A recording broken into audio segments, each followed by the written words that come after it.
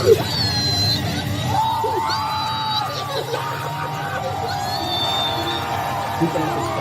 yes, sir. I saw it. Are you ordering these on the county channel? What are you doing? No. I can do that on my YouTube channel. I'm in Boglehead Land. The Big Red Kevin is getting this soft, delicious pepper cheese clap. Wow!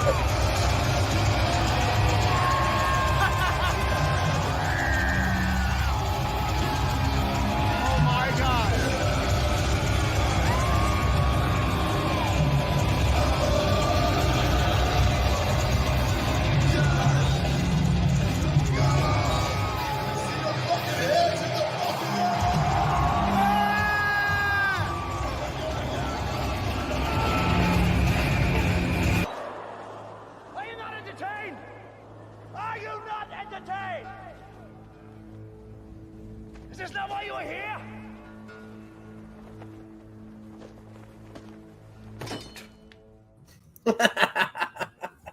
What do you think? You're pretty talented, man.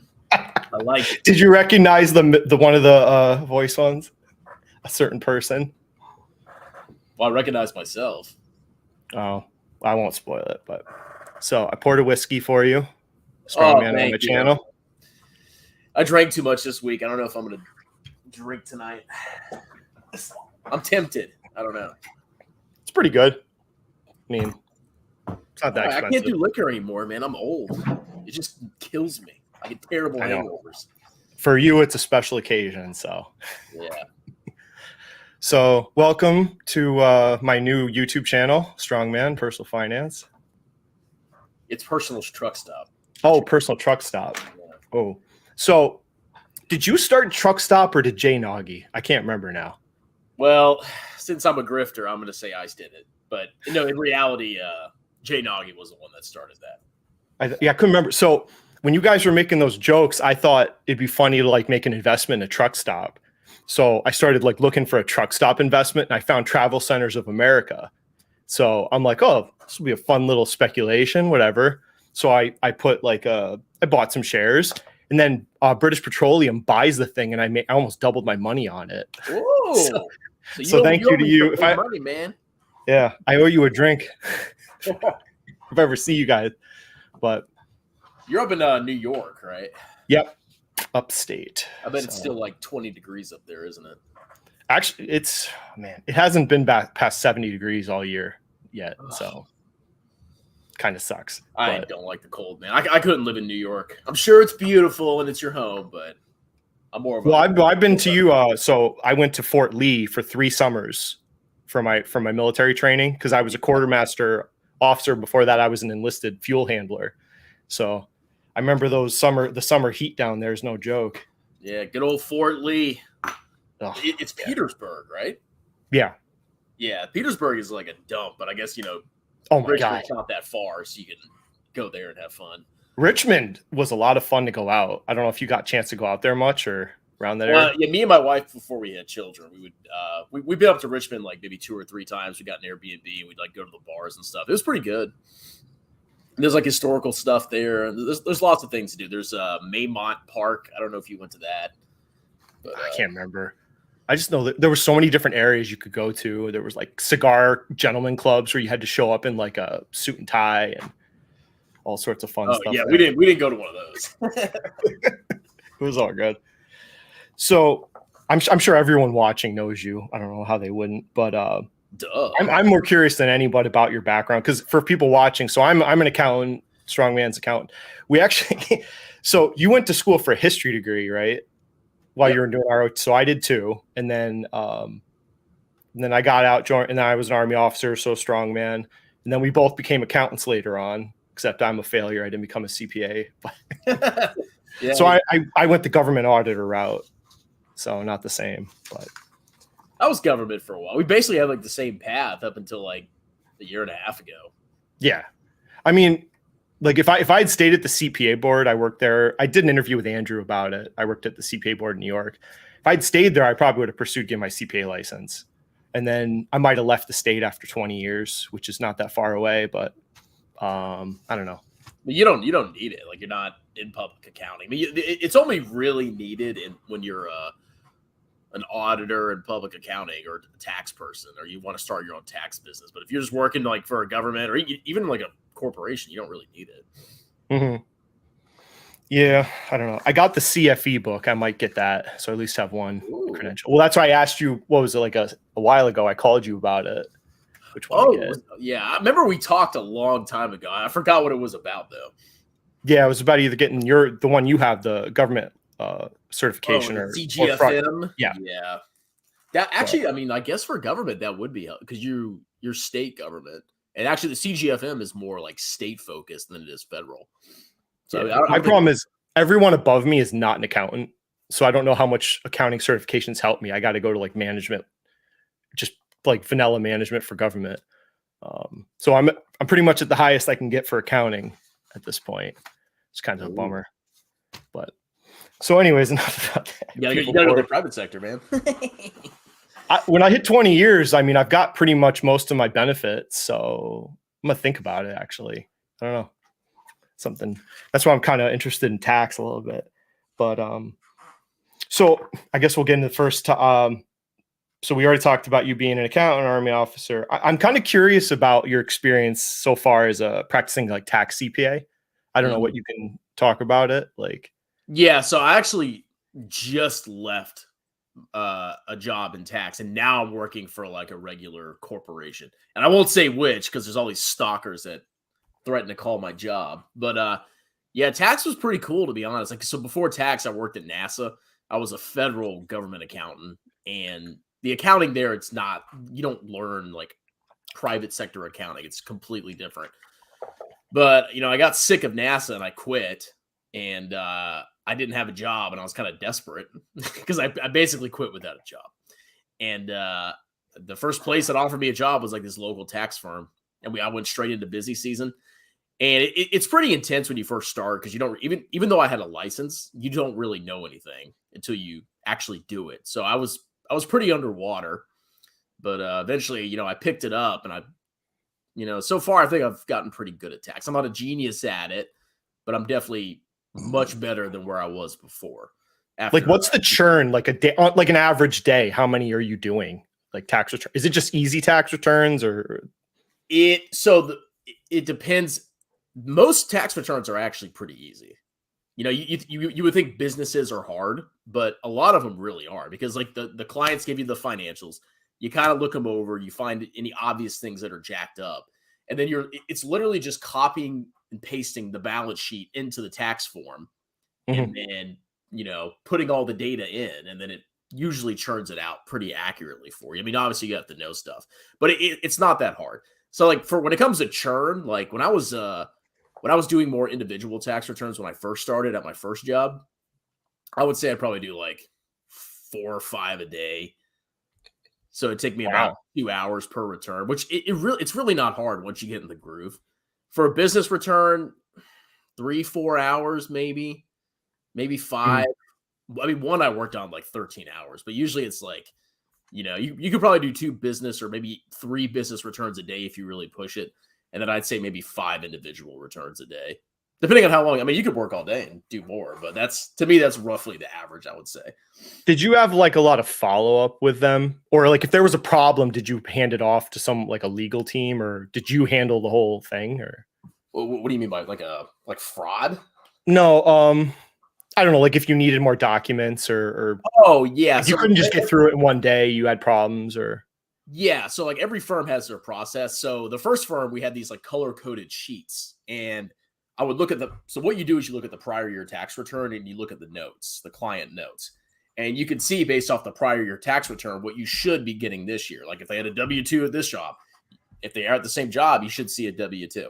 So if you just go and you look at the prior tax return, you write down what's missing. We had a pink sheet, so I'd write on the pink sheet, put it with the packet and give it to the partner, and the partner would email or call, and we just put the return on hold until they got the documents in. Mm-hmm. So I mean, every firm has a different process, but that's pretty much what it is. You just look, and whatever's missing, you say, hey, give it to me, and you put it to the side. I got thrown in. My first job was criminal auditing. So I was the guy trying to put people in jail over tax evasion. That was my first accounting job, and the guy training me was a clown, and like he threw me just into this case that was halfway done. Just had me start looking at stuff. I've never been an accountant in my life. I was a clerk before that. So and then he had me like a month later. I was running the meeting between the lawyers on the other side and us. And he has me running it after like a month and a half there. It was ridiculous. Like, you know, like in the army, right? It's like crawl, walk, run when you're training people. Like, that's what I expected. And it was such a bad operation. They tell me they got investigated by the internal affairs office, like audited that unit, and they got in big trouble. But so I got out of there. So yeah, I do like nonprofit. I do like nonprofit work now, which is it's pretty easy actually, accounting, honestly. But that's the one type of accounting I suck at, is not for profit. I remember studying it for the CPA exam, but I just don't like it. It's like there's so much going on that's not normal accounting. The hard part was just understanding like how like all the money that comes in from a grant gets obligated, accrued, expended. And then they have to reflect that whole transaction across like a year or two. And then some of them have 40, 50 grants. But luckily those places usually have really awesome accounting people that know their stuff. But yeah, I'm sure I've bored enough people here already. Accounting's a great career though. I don't know why people like, I don't know, online you're like, oh, it's going to be replaced by the robots. It's like, no, dude, no. There's no. You don't understand. Like most of our job is not crunching numbers. It's like dealing with people is most of our jobs. I would bet for you too. Dude, I can tell you, like from working in tax, people give you the most disastrously destroyed financials, or they'll just give you random items. And like, I don't see how a computer, unless it was actually sentient, could really piece it all together. Mm-hmm. It's not just like a bunch of clear-cut numbers and you just have to do a bunch of debits and credits. It's like, you know, they give you a real estate bill and it's like, okay, do you own this land? Is this inherited? I mean, there's so much more to it than just, it's just debits and credits and that's it, and it's done. So we're not getting replaced by robots, I guarantee. No. So for anybody watching that's like in school for accounting or thinking about it, I've seen you on accounting Reddit. We've tried to help. Well, people like me, like this is going to be a great profession for a long time. Like you should get better. It's going to get more lucrative because like the boomers are retiring. Like there's going to be such a shortage of people. Like I can't hire people. Last time I had to hire an accountant, a field auditor, I had to interview 20 people. Like we tried to offer jobs and people got other jobs. It was just a nightmare. Like this is a very in demand profession. Especially if you get a CPA license. Like, oh my God. Boring. Yeah. I find it interesting, like the problem solving of it. That's why I like audit. I like the problem solving. Like I find an error and then I have to, in the government, get them compliant somehow. Even if they're like a shitbag operation, I have to figure out how to piece it together so it works. And I can't like hire or fire the local people. So I just have to deal with what I have basically. Yeah, a lot of it's just solving a puzzle. That's what you're given a bunch of random information. You have to kind of like piece it together into an actual business financial statements. I find it really interesting because it's better than working at a Pepsi warehouse, or I was shoveling concrete to make pools for a while. It's like I'm enjoying this. Yeah, after the army, I don't complain about my job. No, that much. No, but. So I guess, okay, we'll get past the boring accounting stuff for people watching, whatever. But so I was curious. So why did you start a YouTube channel in the first place? Like going back, way back. Yeah. So, I mean, like two main motivations. One, it was the lockdowns and I was just bored. I mean, it was right when the pandemic started. I started making like really cringy video. I mean, my videos are still cringy, but whatever. And on top of that, I was like, I would see on YouTube like a bunch of idiot clowns that had no idea what they were talking about. And I would be like offended by all these guys pumping trash stocks when I had always bought indexes my entire life, my entire adult working life. So I was like, you know what? I'm going to make a YouTube channel and kind of like, you know, teach some of the things that I had read about. Cause like I've always been huge into personal finance. Like I've been obsessed with it, even though it's not a really complicated field. And I was just like, hey, I'll just make a YouTube channel. And then I just kept going and going. And now here I am, the most famous YouTuber in all of human history. I tried to watch. It's hard to watch old videos because they don't have that old button anymore. So you can't just go back to the beginning. Dude, that is whatever YouTube I did. know. That is so stupid. Like you can't even sort it. It makes no sense. No, because it's nice to be able to see like, you know, where it start. I don't know. It's kind of nice when you find a new channel, go to the beginning and see like how it started almost. But that's how you identify a scammer or not. You go back to their oldest videos and you're like, okay, I see you were pumping crypto back in the day there, Bussy boy. Then there's Kathy Wood. Now you're fucking Palantir. What are you doing? Yeah, what's the new hot stock now? That's what I'm pumping. Yeah, I don't really think I followed much. I had like 2 maybe follower like YouTube channels before COVID. And I'm like, I got more into it just because I was bored like you, just sitting at home working, doing remote work for the state. So working 60 hours a week. Damn, So I was the one that was doing unemployment claims for people. Oh, I got it. Okay. They transferred everyone, basically everyone in the state that wasn't working on something essential got pushed into doing like unemployment claims in New York. So I was working basically as much as I could. I had to work 55 hours, I think, minimum. And I'm management, so I only get paid for my normal salary. So that sucks. You didn't even get any overtime. No, I'm past that. But you know, it's fine though, because like I would tell people, like I honestly worked as much as I could to get people unemployment. Like I really tried. But it was just like every day you log in is like 300,000-400,000 claims, and it was just such a mess. Like there's no possible way the state could have been equipped for dealing with it like this, what happened at the beginning of COVID. So I could just tell people we did the best we could to push out unemployment claims, and you know, we stopped looking for fraud because we had to just keep churning out to help people. Now you'll find stories about unemployment fraud now. You know, which is so clownish. There's so many scams that came out of the pandemic. It's unbelievable. Yeah. Well, you know, because they couldn't check anything. You just had to start pushing money out to help people. If we verified anything, it just would have delayed payments to help people. And there were people calling us crying because they didn't have money. Like, because, you know, you went from, if you were living paycheck to paycheck and it just ended, right? Like the government stopped your work. And then, you know, people, you know, I think that makes people like you more essential to be like, look, you should have assets. You should be, you know, responsible, because something like that can happen and it could ruin your life if you're not ready for it. Yeah. I mean, if you haven't learned your lesson after the lockdowns, you're never going to learn your lesson. I mean, I carry probably double the cash I used to since COVID, and I'm a government worker. I mean, it would take hell freezing over to lose my job. And I still just kind of ingrained in me to have more readily available like cash on hand than I actually reduced so I had like a ton of cash because I was going through like kind of like a transitional part of my life. I got married, I was buying a house, so I was like hoarding cash. And when the pandemic started heating up, like I was like, hey, I bought my house, I'm settled down, I'm married now. Then I just started investing like crazy. So like I'm actually like my cash is a lot lower. I mean, I still have a decent amount of cash, but it's a lot lower than what it was before the pandemic. I think I had too much before. So now, since you've mentioned investing, so now we go on. This is all stuff I'm curious about. I don't care what people want to know. I'm curious about this stuff. But you're the audience. So I'm just curious, like how did you become a boglehead? Like, how did that start? That started when I was 15 years old. I read this book called 15 or 16. I read this book called The Automatic Millionaire by David Bach, who is not a boglehead. But in the book, he said, like I read this book and like he would talk about this thing called the latte factor, where if you just cut out one latte a day, you save $5. And if you invest that, you'll be a millionaire.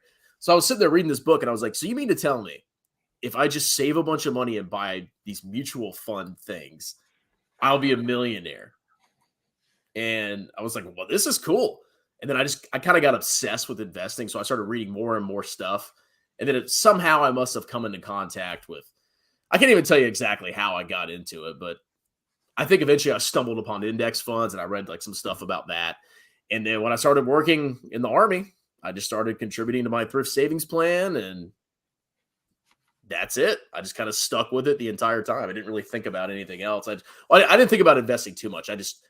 The only thing I focused on was putting as much as I possibly could away instead of focusing on like buying stocks and stuff. So, I mean, that's basically it.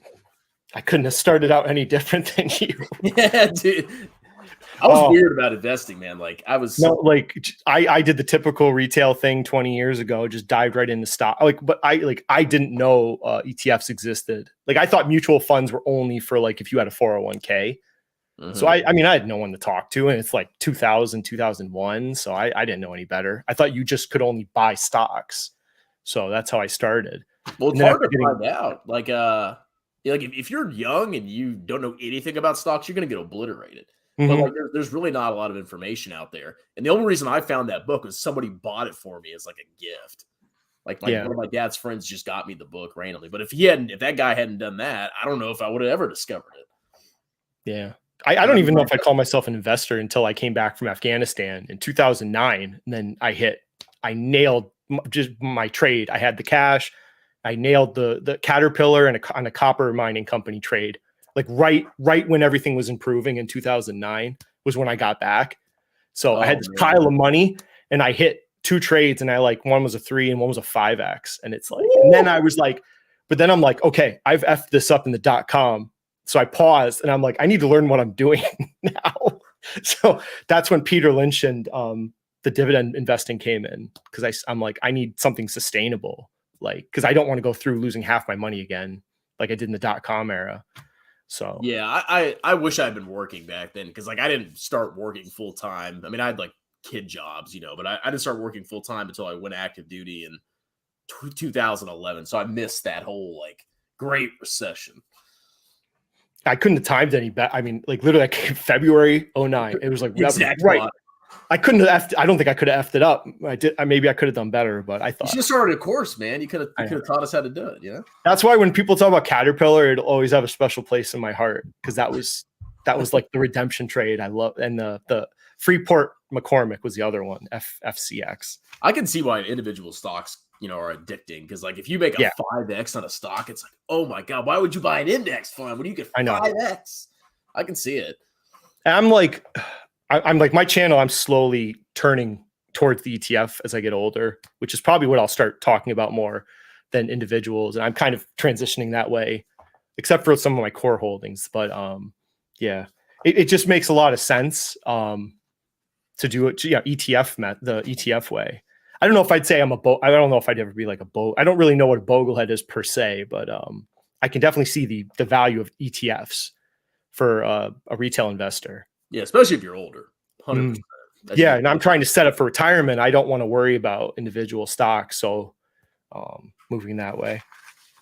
All right. I thought that's interesting, because I've seen his interviews. John Bogle, which I forget. They call him Jack John. So I've never read his books. I know he said like to buy like a broadly diversified U.S. index or something, right? Was that most of his gist? Yeah, he wasn't a big fan of international stocks, but it's funny because like a lot of the Boglehead community, it's like a big dividing line is, do you like total U.S. only, or do you like total world? That's basically it. But yeah, Jack Bogle wasn't really big into international stocks. I mean, I think the most he advocated would be having maybe 20% of your portfolio.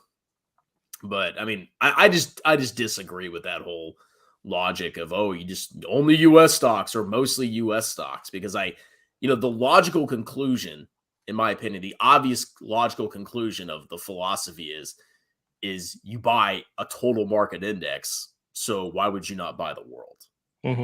Because like, even if you just buy one country's stock market, you are making an active choice. Whereas if you're buying the whole world, to me, that's just the logical end of the philosophy. The only thing I struggle with, like I've had international holdings.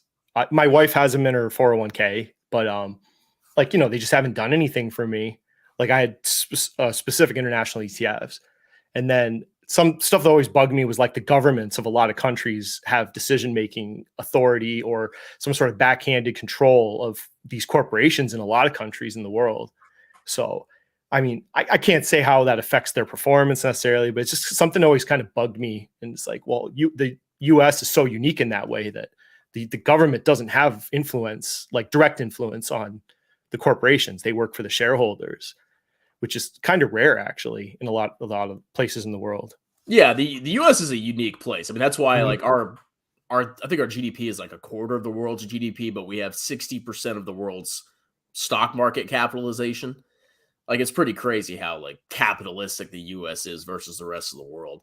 But yeah, I mean, international has definitely sucked. Like, I'm not even going to dispute that. It's sucked over the last 10, 12 years. So I can see like why people don't want to get into it. But I mean, just kind of like reading about it, the whole point of the Boglehead philosophy is you make a statement that you don't know the future. You cannot predict the future. And what you do instead is you buy the entire market at market cap weights, whether it's the total US or the total world. And you let the active participants in the market choose the best investments for you as time goes on. Because what people tend to do is like, you know, US has done very well, insanely well, and it's continued to do well over the last decade or two. What people tend to do is that they'll buy stuff that massively outperformed, but by the time they start buying into it, they're potentially buying at nose-bleeding valuation. So they're buying right when a reversal could happen. Because if you look at the performance of US international, it's like a clear cycle. It's like international outperforms, US outperforms, international outperforms. It's back and forth and back and forth and back and forth. So that's why I kind of think, you know, there could be a potential reversal where international outperforms. Not saying it will, but it's possible. And that's why I don't try to play that game. I just own everything and, you know, focus more on saving than focus on trying to pick winners and losers.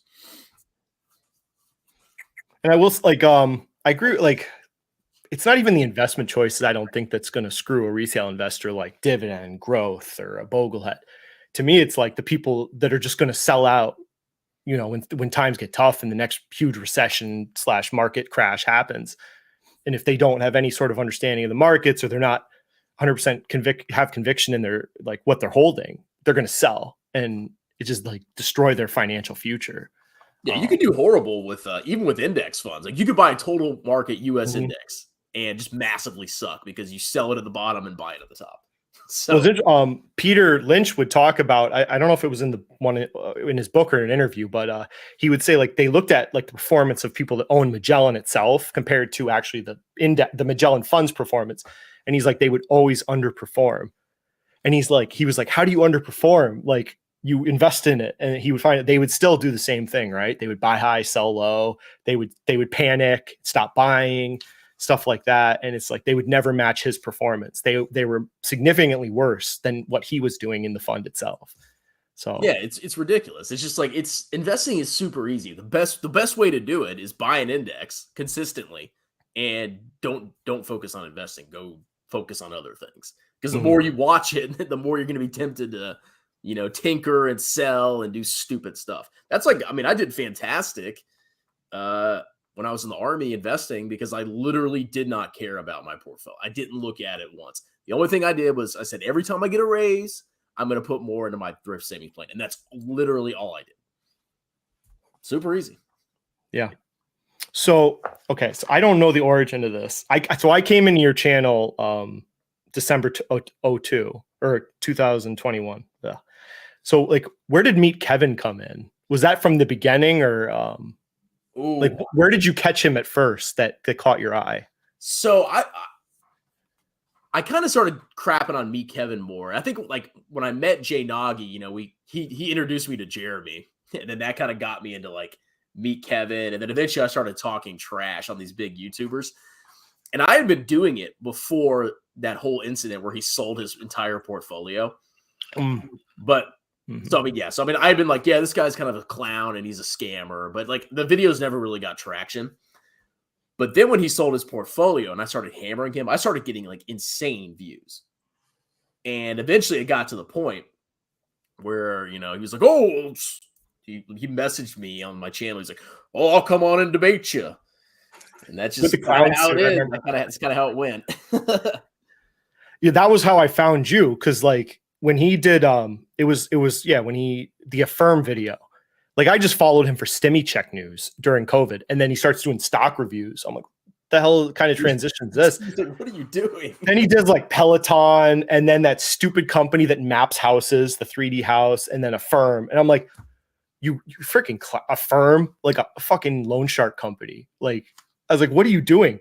I have like Ross Gerber, even that guy was like, don't invest in Affirm. And Kevin's like, oh yeah, let's do it. And then he sold his portfolio and that's how you popped out like on the algorithm, I guess. And I don't know couldn't what I believe did it. to like get in the algorithm because like it's still a mystery to me how to like really get in the algorithm. But whatever I was doing with Kevin, it was working, and I was pumping out like multiple Kevin videos a day sometimes. Or I like, don't know if you tried to. I tried to figure out how much money he lost from like the fall of 21 to like when he sold everything and then bought back in.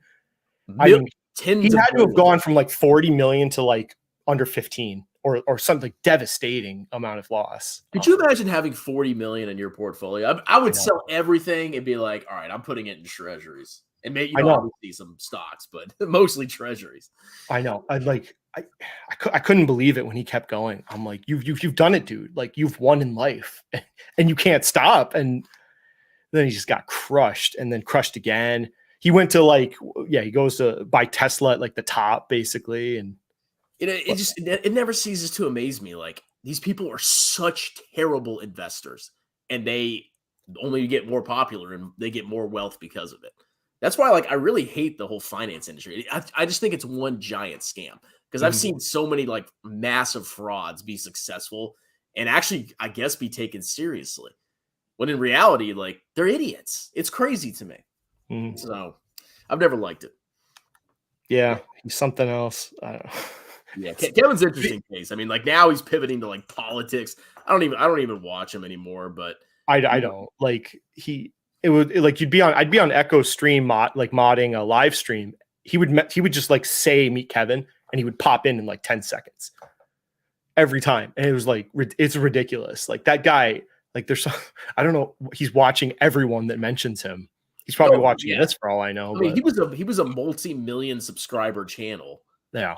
And he comes and debates strongman. I had like 4K subscribers back then. It's like, dude, I really bothered you that much. So, okay. That was so surreal when he did actually come. I'm like, how the hell? Why would you even do that? But well, so I don't have to ask you about you. So you just mentioned how Lafufu came on, Jay Nagy. So he's new to me. I only know him through you. I mean, it is a bummer though because you destroyed him over all those investments. He just lost millions of dollars. Like I saw Discord messages. I talked to Jesse Jarch about like I mean I saw some of the devastation he caused people, and I'm just like, but it doesn't matter. Like you said, he just keeps going. He created a Discord, and what has he got? 15,000. You know that new $10 a month thing or whatever. He's making over 6 figures a year now on his Patreon. Easy. So you have to think like, it's almost like a waste of time to talk. Like what are you going to do to him? He just adapts and keeps going. And he's a master scammer. Yeah. Like if he was born 200 years ago, he'd be selling snake oil, right? Or he'd be selling Catholic forgivenesses if he was in the Middle Ages. Just that person, right? And he's been doing this. Like I found this thing called JL Financial Care. He was in the grift business with finances back in like 2009, 2010. He's been doing this for more than a decade. And he has perfected the scam. And yeah, it's like nothing happens to him. It's like he destroys lives. You know, he obviously, I think he's got to be breaking laws, especially with what people are saying. Like they'll call his organization and they'll be like, oh yeah, you can get 30% returns. Like you have to be breaking freaking laws. But it'll catch up to him at some point, I think. Dude, I don't know, man. It'll probably just be some weird little stupid thing that'll get him. That not the big crime, but like some little thing. Yeah, I just think deep down he knows he's a fraud, and that's what gives me satisfaction. Because obviously everything I've done to roast him has done nothing. Like it hasn't worked. So. They're just like soulless money monsters, right? It's just like they just don't care. Animals. They want to be billionaires, and they'll just destroy everybody, and they don't care how they get there. And that's scary. I mean, like everybody wants to make money, but it's like there's a certain line you can't cross, and Jeremy doesn't care. No, he will do anything. That's a shame. That's kind of why I just want to be. Maybe I can point people in better directions on my YouTube channel. I don't know. I didn't even intend to do this, but I'm like, I saw some people on Reddit that got just wrecked, and even the dividend people just had the wrong information and they just went wrong approach, like lose half their money. And it's like, you can screw up in any type of investing. So it's like, if I can't help point them in a better direction, then what, how good am I? Am I any use to them? I mean, you're still making a difference. Like, even though I'm a small channel, or we're all small channels, like we've still made differences in people's lives, I think. I just have to think the lurkers, maybe there's the people that don't comment. Maybe you can help point some, like, you don't need to buy, like for me, you don't need to buy like Verizon stock when you're 20. Why don't you buy like a dividend growth ETF? It's a better use of your money. Maybe I can point them in that direction. And then, they're 90% there, right? That, and then they can work on the little 10% of investing that for the next few years. But at least they're off to a good start. That's kind of what I'm thinking. But I mean, it's, I make fun of VT, like I know, but I mean, I think you're doing good work. I mean, we can have disagreements about investing styles, but in the end, try and help people make better decisions and not just get sheerly devastated by some of these people. VT is lame, 100%. Like I can see why people hate it, but like that's just what I've done since 2011, and I've saved a lot of money, and I've done. I mean, like obviously, somebody's always going to outperform me. Somebody's always going to do better. There's always going to be an ETF that outperforms VT. But at the end of the day, it'll get you to your goals as long as you're like consistent about saving. That's all I really care about personally. That's why I'm so fanatical about it. And it's so much better to buy like VT than to buy some clown stock and lose 90%. Mm-hmm. So is there anything else you want to bring up about Lufufu? Something I don't know? Oh God. I mean, like honestly, there's so much stuff that I've called him out on that I've forgotten, like probably years of. Honestly, I think I want to write a book, and it's been hard for me to do it because now that before I didn't have kids, so it was a lot easier. Now I got kids, I work full time, I do YouTube, blah blah blah blah blah. But eventually, I want to write a book about the whole, clown market era, and talk about all the scammers, Jeremy, me, Kevin, everybody that popped up, and kind of like how it all went down. Because like I have a library. My channel is like a library of Jeremy's scam. So I need to make sure I actually put it all together and write it down before I get deleted or I forget or whatever. But yeah, he's a disgusting animal. Like I think he's the worst scammer on YouTube. He literally, I just don't like him. I mean, I don't hate Meet Kevin. I don't hate most people. I really don't like Jeremy Lefebvre though, because he's bad. So third person I want to talk about, the one I currently hate the most is lovely Paul, Everything Money Paul. Hey guys. I cannot stand him. Oh my God. The pure arrogance of that man. Like, just crazy. So I want to show, I don't think you've seen this. So this is Carnival Cruise. The date is November. It's a short clip. I'm not going to give you any context. So Carnival Cruise. What's the date? November 20th, 2020. Okay. So we'll just listen to this. When I started buying it, at 13 billion, I started buying it. That when things do recover, which will eventually happen, this will be a big benefit because people will start going on cruise going, oh, you know what? We saved all this money. We didn't do this on these trips. We weren't able, let's go buy a ton of trips. And I think it'll really rebound. Do I think there's still, now, Carnival Cruise Line also just issued $1.2 billion in new stock. That dilutes current owners. So he was buying Carnival Cruise back then. It was like in the 20s, and he has other videos on it. He was like literally a story investor. He was a Joseph Carlson style story investor. Like the whole process crap wasn't back then. So he was like, this is what he started as. And needless to say, and people are like, well, it went from 20 to 25 after this video. But specifically in the description, it says he's long-term on Carnival Cruise. It says he's long-term. It's like $10 right now. So I don't want to hear that it went up after this a little. It just went up a little bit more. He said he was long-term on it. So freaking clown show. And he sold at the exact top, man. Come on. I know. But like accountants, we know, okay, they took on massive debt. And like I've thought about investing in Royal Caribbean, granted, but yeah, they took on massive debt. They share diluted. These companies had to survive something they never thought would happen. They had to freaking scrap ships that they weren't even planning to scrap. Like, it's just funny. Like his like, well, yeah, COVID will be over and they'll be back to cruising. It's like, well, yeah, but the accounting, like these companies are going to take a decade to survive if they survive. That's what drives me nuts. It's like, just look at the financials. Like obviously, you know, they don't say anything about, they can't guarantee future performance, obviously. But you know what the company is actually, where it's at very recently. You can see a company that's in massive debt and like, oh, they're probably going to have high interest payments and they're probably not going to be nearly as profitable as they were before. There's a difference. The company has changed fundamentally. But people don't even do that. They're just like, oh, like you said, oh, it went down, but it's going to go back up because it's going to open up one day, right? It's like, all right. So I got one more for this. We'll try and keep this. Do you want just an hour? We'll just do an hour. Or? Yeah, hour 10. It's fun. Okay. So do you remember? Let me add this back. Nope. Paramount, right? Do you remember the spike? Do you remember what happened? Well, wasn't there some Bill Huang or something like that? Yes, Bill Huang. So we'll get into that. So here's Paul or Mo. So here's the first. Okay. So he's going to talk about the chart. Okay, let's see if we can. Let's see. March of 2021. So this thing has.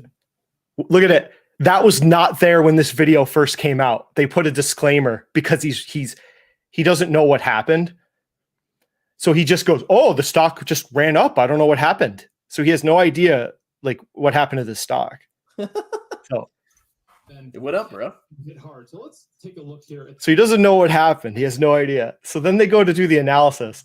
So he's putting his, and mind you, I've dogged them for like Intel, and they actually responded and said that the inputs are just to demo the software. I got them to actually say that, whoever was doing the comments. So he's saying they don't even care what they put in there. It's just to demo the software for you. Oh, they care. Yeah. They care. Well, there's a joke in the community that they always put 12, 14, 16 as the PE ratio because they put no thought into it.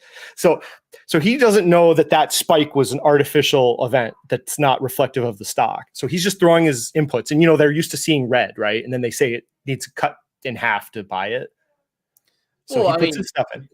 I don't know how you don't know that it's not a one-time thing. Like stocks don't normally do that, where they just shoot up like that. So they're used to. Okay, so we'll watch the analysis. Same reason why I would want to go do more research, and I'm going to put in a 12.5% return. I do think that Paramount is going to be a company that's going to be around in 10 years. So I'm not terribly worried about getting an incredible margin. He has no idea why it's so high. The prices. So the stock's $25, but his software says that the buy range is like 70 to 130. Oh my God. And he has no idea why. And in the original clip, I swear he makes like a oof sound, but I think they cut it out. So yeah, when you see numbers like that, you got to double check. Like that's insane. So now, here's the numbers. Guys, this screams something. This to me is saying, okay, what is going on here? Why is everything green down here? This instantly just tells me go do more research. So he has no idea why. He just started making up shit. So the video, August 8th, 2022. Okay. So here is the SEC complaint against Archegos, Bill Huang. So it was filed before his video, 4 months before it. It literally says right there. So I'm not just doing an article. Right here. Huang knew Archegos could impact markets through the exercise of its sheer buying power. For example, in June 2022, Archegos analysts was asked whether Viacom's stock price improvement was a sign of strength. Huang responded, "No, it's just a sign of me buying," followed by tears of joy laughing emoji. So Bill Huang was using crazy like 10x leverage to basically buy up all the it was Viacom CBS then. Now it's Paramount.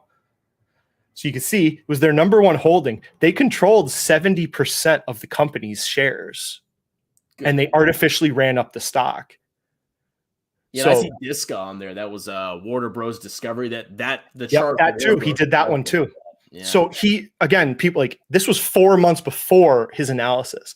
So I've been telling people like they literally do no research. They don't. I think they just have interns run some shit, give them a cue card, and off they go.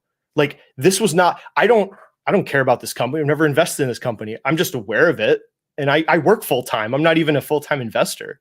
So.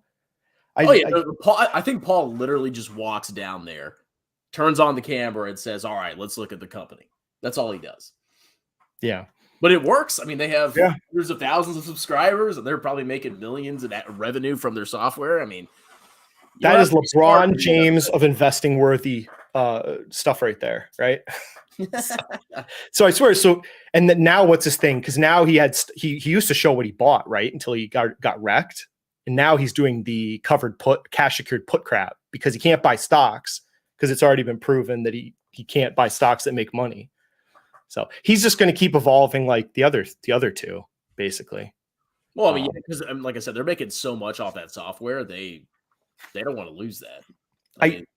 Your video for people here, Strongman he built their software and he built a better version of it. You did that like 6 months ago or 8 months ago, I think. Yeah. I put it in Microsoft Excel and like I can customize it more because it's in Excel, whereas their software is obviously fixed. You can't do anything with it. And it took me like 30 minutes. Like their software is not impressive. It's a DCF. I built a free cash flow model. All my modeling was dividend based. So I built a free cash flow model like 2 months ago from scratch. Cause I was just like I was curious. I did it in like 2 hours. And then I added more optionality, like so I could change like the inputs later on. So it wasn't just the one linear input like theirs, like you did. It took me like one afternoon to literally figure out totally how to do it. So like for people, like you don't need to spend $30 a month for this software. Yeah, because in accounting, like we learn the time value of money and we learn about like valuing bonds. It's the same concept. I just had to remember like terminal values and the depreciating of money. Like I don't deal in that normally. So I had to like relearn, but it took me a few hours one night. Yeah, just refreshing what you already know and then you're good. Like they kill me. It's just like I can't stand it. I don't know why he bugs me more than the other two.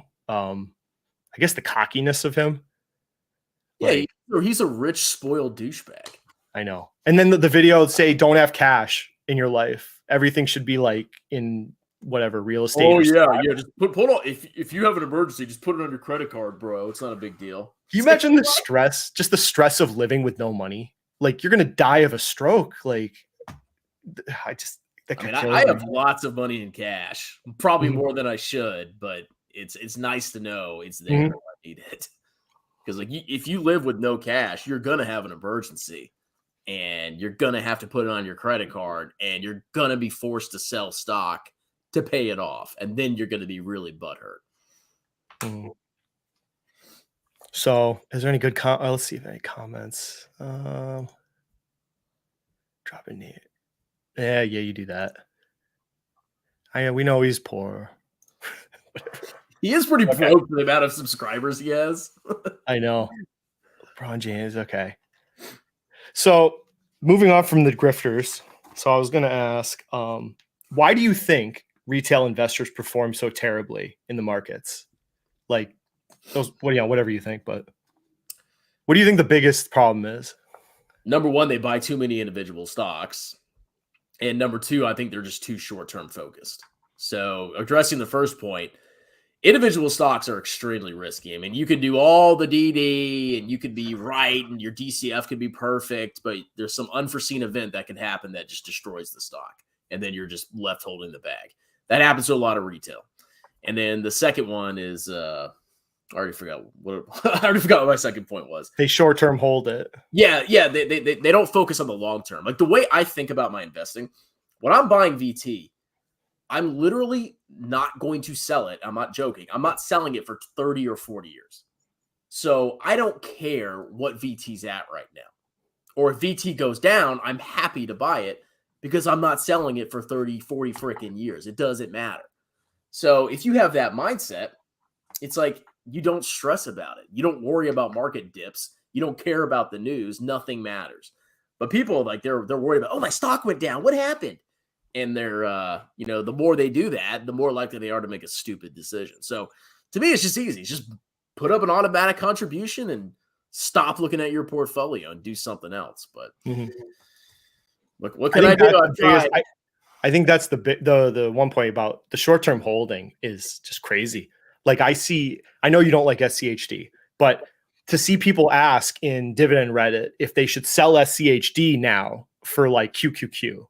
And I'm like, that right there, that is like why retail sucks at investing. Like you were buying SCHC last year when it was going up. Now when it's going down, you're going to buy the next thing that's going up, QQQ. You're going to hit that on the upswing. It's so predictable. It's so predictable to watch these people. Like, they can't. And me and Kingdom have talked about this on our podcast. Like, we're trying to give them, okay, what sucks right now in the markets? That's what you should be looking at, not the stuff that's going up, but you should be looking at what's going down, just to give that. And we got some shit like, oh, you're looking at industrials, you boomers. It's like, well, they're not doing well. Why would you put money in Microsoft right now, or Nvidia, for God's sake? Like, it doesn't make any sense. Like, what they're doing. I was to buy individual stocks. I mean, obviously, like, I bought BABA and I have a little bit of JD and like some other, like, well, actually, that's basically it. But I mean, I would never just buy Microsoft. Like, to me, that doesn't make sense. It's like one of the largest holdings in the index. Mm-hmm. Everybody's watching Microsoft. Microsoft has gone up massively in the last 10 years, enormously. Like, why of all stocks would you buy that? Oh, it's because it went up a lot. That's exactly why people are buying it. And I, like, my focus probably going forward, like, I'm switching to more ETFs. And then I'm going to try and invest a little, like 20% maybe, into like smaller companies where I could maybe have an edge. Like you said, not the big companies. I don't see what you're like, what are you going to get? 20, 30, say you're even right, like 20, 30% maybe on one swing. But like, I think it's worth my time more to look for like a smaller 10, 20 billion company that could triple maybe with a smaller piece. So like, cause I don't want to look at like Merck or Home Depot. I don't want to keep track of them anymore. I just want to have it in an index. I mean, the only large company you should consider buying is like, you know, when Meta dropped to freaking $90. Okay, that was like a weird thing. Yeah. Where Meta was normally a $1 trillion company plus, and then it dropped massively. Okay, maybe in that scenario, you could maybe consider buying like a super large cap company. But yeah, in general, you're not going to get like insane gains from buying Microsoft, because a lot of stuff is already priced in, and the entire world knows about Microsoft and is watching the stock just like you are. And they're smarter than you as a retail investor. So, So this is kind of a vague question, but what do you think is the most damaging trend online right now that you're seeing? I don't know if trend's the right word. Maybe with just YouTube. Like what, like the what do you think is the thing you're noticing that's like the grift now, let's say? Well, the grift is and always has been, you keep talking about popular stock. When a stock gets popular, you talk about it, and you always you're always supposed to be bullish on the stock. And even if the stock goes down, there's such a huge fan base that when it eventually recovers even slightly, you can really benefit from that as a grifter. Like, for example, Palantir. It went down and down and down and down and down. And Jeremy's like, oh, I think it's going to go up. And then it kept going down and down. But eventually, you know, it recovers or some kind of event, and he looks like a genius, and people buy it. You know, that's the new grift. The one that bugs me, it's not even near term, but I think Cathie Wood has done so much devastation to retail, because they think you have to be innovative on the cutting edge of technology to make money. I think that like is imprinted on, and you see all these, like some of these grift channels, or like you said, the tech channels, you go back far enough and they're Cathie Wood channels. That's how they started. And then they adapted to Tesla or Palantir or SoFi, but it's still the same idea. They've imprinted that I have to be innovative, biotech or fintech or whatever. I've got to be cutting edge to make money. And it's like, those are very volatile, risky investments that you're probably going to get wrecked on if you pick the wrong one.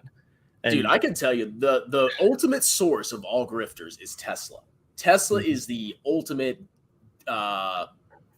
grandfather of all the scammers out there. Why is Cathie Wood famous? Tesla.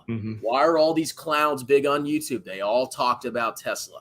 That's why, like, I'm so anti. Like, I hate that company, and I hate that stock, and I hate Elon Musk, because I really think that company and Elon is massively responsible for a lot of the scammers. I mean, obviously they've done a great thing, and the company's expanded, and they've revolutionized cars. That's great. But I think without Elon Musk, a lot of these scammers wouldn't be anywhere near where they are right now, because all the scams have sprung from Tesla. So it's the root cause. I hate it. I just like the people that make you think you could do that again. Like, that's a unicorn event. Like that company almost went out of business to becoming what, $1 trillion car company. Dude, that is but people don't say it's a unicorn event. You probably get one of those your entire investing career. And instead of appreciating it, the people that had it and just, that's it. They thought they could just replicate it over and over again when that was like a 1 out of 100 company. I mean, imagine buying Tesla and it goes to $1 trillion. Like, imagine buying it before the pandemic and then it goes to $1 trillion. Why would you not sell when you're up that much? Why would you think you're going to 10x again after that? Like, it's insanity. I would have sold Tesla. If I had actually bought, I would have sold that a long time before it went to $1 trillion. I did have it. I bought it before the first split. I did buy a few shares and I let it split and then I waited till it rebounded and then I sold it for a pretty decent profit. I mean, if I'd held it, would have probably done better, but yeah, but there's no way you could have known it would have gone to like the clownish levels. My God. No, I had no idea. I did a little GameStop. I did do GameStop when it first went crazy because I was in Wall Street Bets because I was just bored at home. So when GameStop started going, I was watching the chart, and the chart, I don't know if you were watching it, it was going like this. It was like terrifying. The thing was bouncing like $20 up and down. So I bought it like $80 and then I got out at like $250 because it like freaking the hell out of me. So I bought like a few $1,000s worth, but I didn't. I have a friend that made $100,000 on AMC calls in a day. But he sold it and realized his profit. Those people held on to the shares like morons and lost their money. So I was watching online and I was doing some research and a lot of places were saying AMC was the next GameStop. So I was like, okay. So I call Schwab and I get options put on my account. So I'm like, oh, I'll try this new option thing. I've never done it before.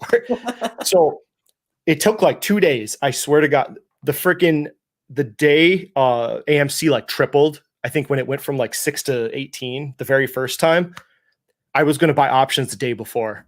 And then Schwab emailed me like 10 o'clock that day and said I got options. I was like, no, one day made ungodly amount of money. I would have made like $20-something thousand if I was one day missed it. I was like, it's okay. But whatever. Yeah. Guess Ape Father can get all the. I didn't make any money from AMC, if that makes you feel better. So I actually lost money. I bought a put against AMC and I lost like a couple $100. All right. Well, so we'll wrap up soon, I guess. We'll stick to close to an hour. Don't want to waste all your time tonight. I know. I got a lot going on tonight. I'm very busy. So what do you think? Okay. What do you think is the biggest lesson normal retail investors should take from COVID, from this era? The people that came in at like this time, the last, or like 2020, 2022. Well, the biggest lesson is if everybody's getting rich, it's a bubble. It's a scam. It's fake. I mean, that's obviously, anybody with half a brain that was investing during that time period, if you just sat back and thought, oh, why are these clownish coins 20xing? Oh, why are all these unprofitable clown stocks 5xing? If you just sat back and thought for a second, you would have realized that if everybody's a genius and everybody's smart, it's fake and it's not going to last. And that's what happened. I think the only thing I could tell people, I guess, because like they should understand that like the COVID era, that whole enthusiasm is over and they should probably reassess what they're doing. Maybe you went crazy with individual stocks. I mean, I went from like 20 to 40 holdings. So I kind of went crazy too with the whole era. But at some point I would tell people like, you got to reassess what you're doing. You can't just keep doing the same thing and investing over like 20 years. So you have to keep adapting.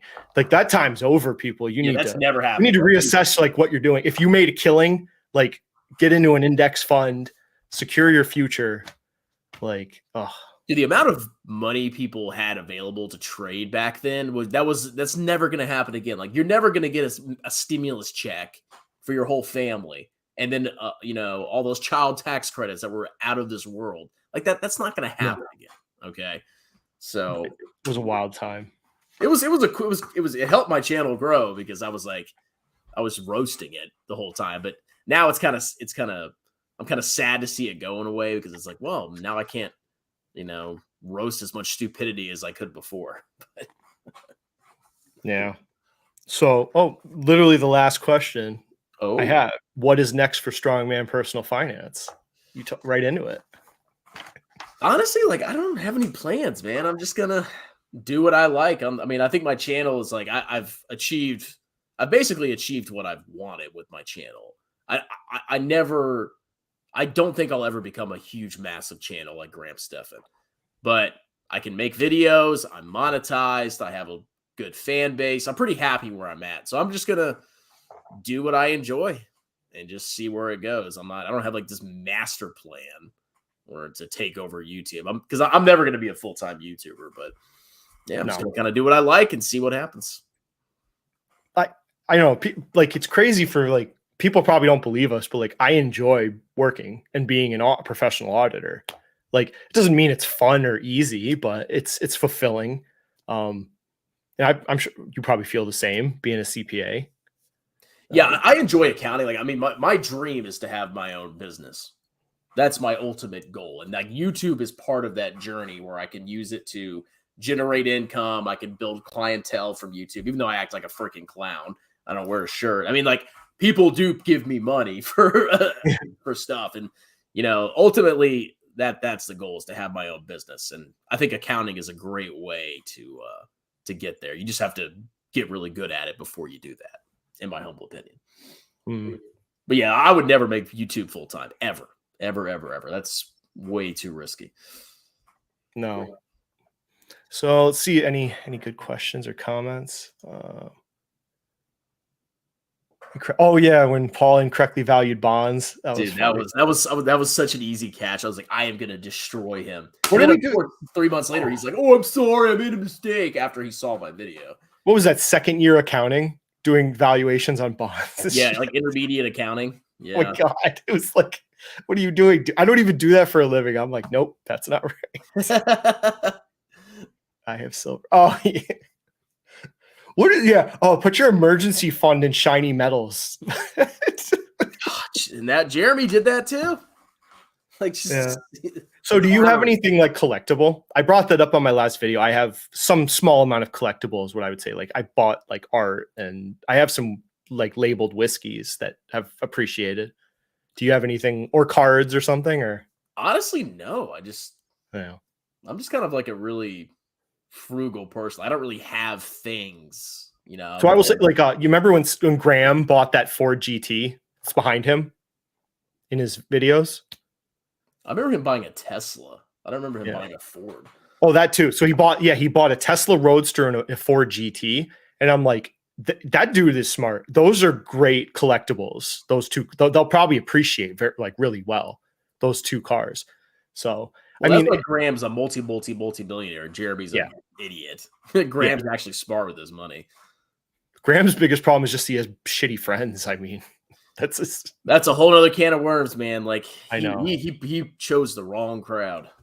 He really did. Retail, yeah. What?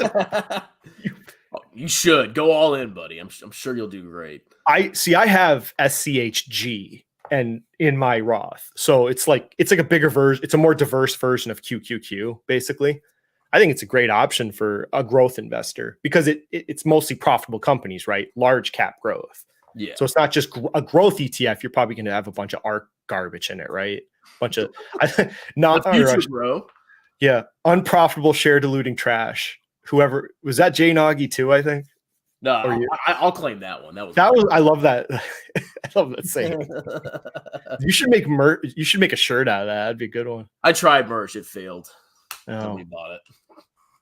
Oh, that doesn't make me feel good, Bacon. I wish I could have paid taxes on it. Oh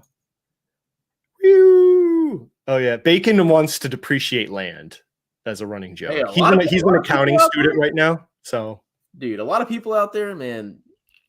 Their books are jacked up. Like I would not be surprised if land was being depreciated very commonly in a lot of companies. I'm not even joking. I always joked with Fabio. I'm like, well, what if you bought oceanfront land and you could get it out like a geologist to estimate your land loss in a systematic way to say you're losing like a foot of land every year. Honestly, like I could make a case for it. Yeah, 100%. It's a real cost. If you got to replace it all the time, it's a real cost. Yeah. See that, Fabio? When you see this, I was right. I don't have any shiny metals except for my wedding ring, which I don't even wear. I have like a silicone one now. I don't wear jewelry, but yeah, I'm like anti-jewelry. I hate jewelry. It's a shiny rock. That's what it is. Yeah, I got one of those silicone rings with a American flag on it. So, what a patriot! So since it's Memorial Weekend, do you have any Afghanistan stories, or it's just like how did you feel about because we're both Afghanistan war vets for people watching different times. So like, how did you feel when we left Afghanistan? I guess we're leaving this on a sad note, but yeah, I was, not many things upset me, but it was a little upsetting watching like just how fast it collapsed. But at the same time, like you just saw the Afghan soldiers and they were just garbage. Like there were some good ones out there, obviously, but I was not surprised they collapsed. I just didn't think it would be such an implosion where their entire country got overrun in like days or weeks. Yeah. It was insane. So it really pissed me off. But at the same time, it's like, yeah, it's not my country. I mean, whatever. I'm not going to sit around and fume about this for the rest of my life. So I was next to the National Police Academy in Kabul. So I would run missions there with my logistic company, like ammo and food. So I would see like these guys training, and I was like, "Oh my, what are we doing here? Like, what are we doing?" And then like I'm like you, I didn't think it would collapse that fast, but I don't know. I just like, why were we there? Like I read the books before. Did you get like the book list before you went? Of like they made me read this book called Black Hearts. It was about a platoon in Iraq because my whole command was terrified that we were all like one of our platoons was going to go rogue and like massacre civilians or something. So they made us read Black Hearts. But that was the only book that I read before I went over there. I read a book on like the British being there, getting their butts whooped, and then a book about Alexander the Great barely getting out of there with his freaking army. And I'm like, did our freaking leadership read these books? The Soviets got their butts whooped in that, and it's just like, well, you get it though when you're there, right? You're on those little roads, and there's just these mountains as far as you can see, like everywhere, and you're like, you can't win here. Like, there's no winning here. But I don't understand. We tried our best, but we definitely failed. If they got their act together, they have some of the most rich mineral deposits in the world there. If they actually like could form a government, like they have mineral resources there, like no one knows. Who's probably going to get into there eventually is China. I know. I'm telling you, they're gonna reap all the benefits and be like, yeah, man, just we'll pay you a bunch of money. We won't kill all your Taliban like the Americans did. Just let us come in there and mine a little bit, and we'll be good. Yeah, I mean, I don't like. I'm not surprised like you. I don't think I wasted my. It's not about wasting your time. I did my duty over there. It's not like a regret thing. Like, it's just how things turn out sometimes, right? And you're like, it's not our country. Like, so. Yeah. I wasn't there to win the war, man. I was there to like get paid. I was like, oh, I'm making so much money over here. I'm gonna like I saved like $50,000 from my deployment. Dude, I paid off almost all my student debt. Like I sold everything. I had no bills. So my wife lived with her parents. So dude, all my money was like freaking credit cards, student loans. Like I freaking like I volunteered to try and go before because I was trying to make that like 10,000 tax free a month or whatever it was. Dude, and like when I first went, I was a first lieutenant, but then I pinned captain and my unit was going again.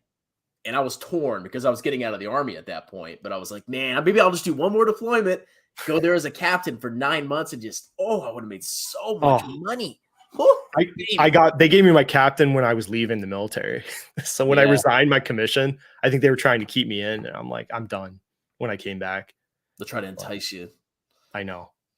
I'd had enough. Well, I had to go to accounting school. I didn't have enough time to do everything. So it's all right. 10 years was enough for me. 10 years. Woo. Yeah. God bless you. Well, okay. That's probably, what's this? Picking stocks, whatever. I mean, you know what Strongman's going to say about stock picking. Like, it's for fun. I've picked some stocks, but it's very small percentage. The rest is indexing. I mean, I've put like thousands into VT over the last couple of weeks because like I had a bunch of cash sitting around. I didn't even think about it. Just VT, and that was it. Didn't have to do any research.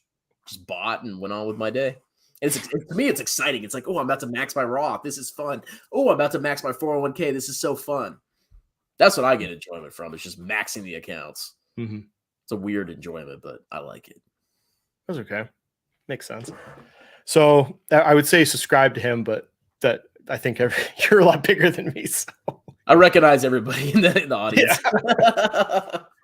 Well, thanks for joining me. I appreciate this. So maybe we'll do it again. Man. We can talk about more than just the past, maybe. I don't know. Yeah, well, I mean, you can come on mine too. We can schedule something.